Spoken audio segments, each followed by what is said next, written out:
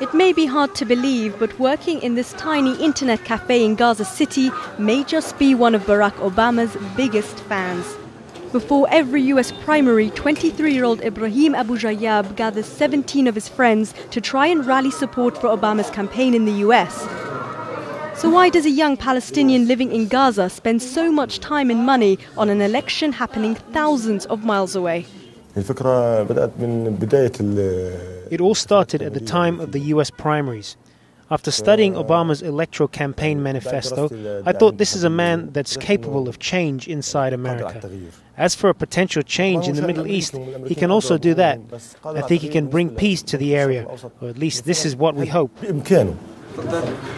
And the game plan? Ibrahim and friends call random numbers in the US before every primary to deliver one simple message. Elect Senator Obama. I will change, I will achieve the just peace in Middle East. What do you hope to achieve today, Mr. President? But peace in the Middle East is exactly what President Bush has recently claimed is his goal. After largely ignoring the Palestinian issue for most of his time in office, there's been a revival in interest in the last year to try and find a solution to the conflict. But efforts like the Annapolis conference last November have so far failed to show any results on the ground.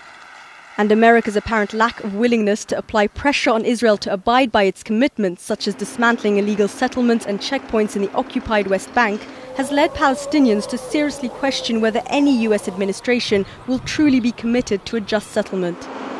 Many of my students are following up, what's happening in the US. They're following up US primaries.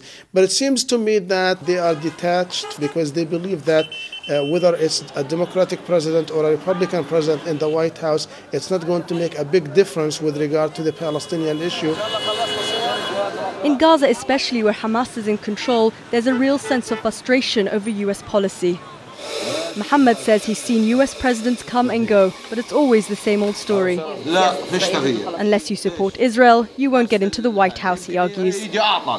But despite the difference in opinion as to whether or not a change in the American administration will make any difference to Palestinians still living under Israeli occupation, there does seem to be one thing people here agree on.